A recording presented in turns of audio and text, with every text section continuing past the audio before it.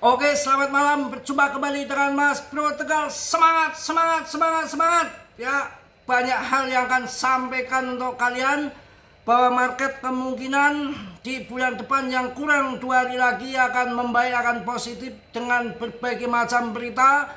Dengan pemangkasan suku bunga 25 basis poin sudah 2 kali, belum pengaruh benar. Kalian harus sabar, harus cerdas sedikit.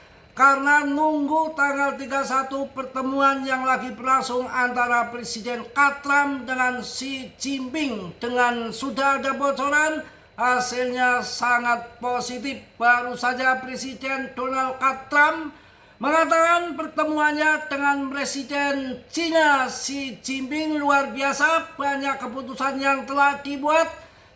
Selalu percaya bahwa akan terus berkembang. Ini adalah sinyal positif yang patut dicatat, dan saya masih mempertahankan posisi beli saya. Tetap yakin, tetap semangat ya. Bocorannya positif, ada deal-deal dan menurunkan tarik perdagangan, makanya nggak usah berkutakan dulu. Kripto itu hal yang biasa, naik turun hal yang sangat biasa, nggak perlu dikhawatirkan. Tunggu sampai nanti pump kembali. Dan sekarang PP belum scam. Dari daerah timur ya, dari barat, dari timur mengatakan PP terbaik di bulan tahun ini 2025. Banyak yang memprediksi PP terbaik berdasarkan kapitalisasi, ranking holder, juga termasuk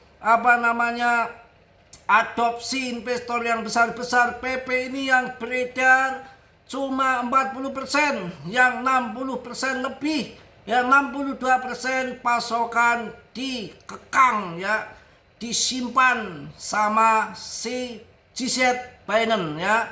Jadi tenang, bisa harga menjulang tinggi RP1 bisa saja. Market besok mau dipam RP1 bisa saja. Kalau mereka sudah mau, semua mereka yang atur, ada kondisi, dikondisikan, diskenariokan, dibukukan. Jadi kalian harus sabar gitu ya. Oke, dan akan saya kasih penjelasan mengenai apa yang akan terjadi setelah usainya ya, mana baru saja Presiden Trump mengatakan pertemuan dengan Presiden China Xi Jinping luar biasa. Dan ternyata breaking news ini, Trump dan Xi Jinping setuju menurunkan tarif untuk sementara. Apa selanjutnya? Mari kita simak bersama. Ke depan kayaknya market akan pump, yang namanya akhir tahun mereka butuh dana kawan ya. Juga langsung di sini untuk kalian semua akan saya kasih info-info yang mana naik turun. Ini adalah semua nunggu juga kesepakatan damai antara China dan AS, yang mana bocorannya sangat positif. Mereka juga nggak mau perang dagang terus, sama-sama bancos, sama-sama benjut ya. Trader kripto semringah ini ke depan. Harapan Fed pivot. Fed akan pivot menguat. Era kita hampir berakhir kawan-kawan ya. Makanya tenang, jangan berkutakan. Pasar ini sudah kemarin pemangkasan suku bunga sudah terjadi ya, yang mana 25 basis poin pertemuan di akhir Oktober. Di saat yang sama muncul pula ekspektasi bahwa Bank Sentral AS mungkin akan segera mengisyaratkan akhir dari kebijakan pengetatan kuantitatif. Kita pasar trader kripto tengah mengamati situasi ini dengan cermat ya, luar biasa ya, mengaitkannya dengan lonjakan likuiditas global pada tahun 2019 yang mendorong rally besar kripto, dan kini memunculkan harapan akan terjadi di November yang penuh dengan bullish. Tenang, kalau besok RP1 bisa saja, kita jangan sampai jadi tumbal. market tuh tahu-tahu pam dam pang dam gitu, santai ya. Selagi kita masih ragad sama nyawa kita masih bergandengan, dan selagi matahari masih terbit di sebelah timur, tenggelam di sebelah barat, ngapain kita takut? Masih punya napas ya, masih bisa udutnya mana Mas Bro? Utang tetangga dulu. Utang warung. Pemangkasan suku bunga dan penghentian QT akan memperluas likuiditas sistem keuangan. Kondisi ini secara histori mendorong kenaikan harga aset berisiko seperti kripto. Data dari Polymarket menunjukkan probabilitas 98% bahwa The Fed akan menurunkan suku bunga sebesar 25 basis poin pada pertemuan 28-29 Oktober kemarin. Sudah ya. Kita akan lanjutkan. Sementara itu data dari CME Fed Watch Tool makin memperkuat pandangan tersebut, menampilkan peluang 99 untuk pemangkasan suku bunga sudah terjadi. Di sisi lain, diskusi soal akhir daripada QT semakin intens. Ya, QT adalah kebijakan di mana The Fed mengurangi ukuran neraca dengan tidak lagi menginvestasikan kembali surat berharga yang jatuh tempo. Penelitian dari Fed dan Bank of menyoroti pentingnya menjaga cadangan dalam jumlah yang cukup di sistem keuangan. Krisis likuiditas yang terjadi pada September 2019 saat cadangan turun terlalu rendah memaksa bank sentral melakukan intervensi besar-besaran dan injeksi likuiditas. Pada periode yang sama, harga Bitcoin melonjak hampir 3 kali lipat dalam beberapa bulan.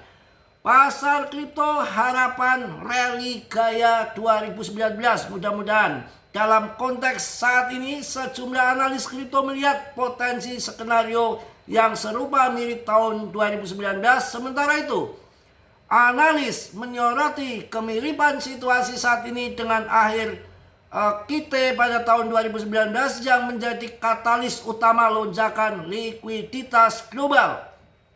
Mengakhiri QT bisa menyuntikkan hingga 95 miliar likuiditas per bulan, dan banyak pihak berharap dorongan ini akan mengangkat harga aset digital dalam beberapa minggu ke depan. Wah, pas kalau beberapa minggu ke depan, pertengahan bulan-bulan depan, November sampai pertengahan Desember, mudah-mudahan keterkaitan antara kebijakan The Fed dan pasar kripto selalu kompleks. Meningkatnya likuiditas memang cenderung mendukung aset berisiko, tetapi hasil akhirnya tetap tergantung pada inflasi, pertumbuhan ekonomi, regulasi, serta tren adopsi industri kripto.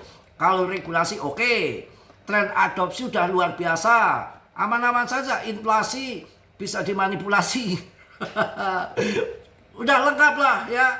Meskipun rally Bitcoin tahun 2019 sangat perkasa, pasar kripto saat ini ya mudah-mudahan ini makin lebih matang, terregulasi dan dinamis. Wah, mantep ini ya.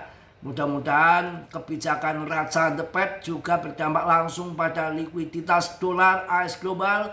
Mengakhiri QT berarti menghentikan pengurangan neraca bank sentral. Ini menjadi langkah yang berpotensi melonggarkan kondisi pendanaan global termasuk di sektor kripto. Beberapa minggu mendatang akan menjadi ujian penting apakah November akan menghadirkan rally berbasis likuiditas ataukah justru optimis pasar kembali terbentur realitas makro yang belum stabil. Coba kita mudah-mudahan kita cuan bersama di bulan depan. Saya rasa mereka juga butuh naik, butuh pump ya. Untuk PP saat ini terbaik, sangat menjelekkan koin lain. Banyak koin-koin yang bersamaan dengan PP sekarang bukan rupul tapi terlempar dari top CMC 100 bahkan 300 lebih, itu yang namanya modeng ya. Kemudian MOOC tahu kemana, Portocoin hilang tak kemana.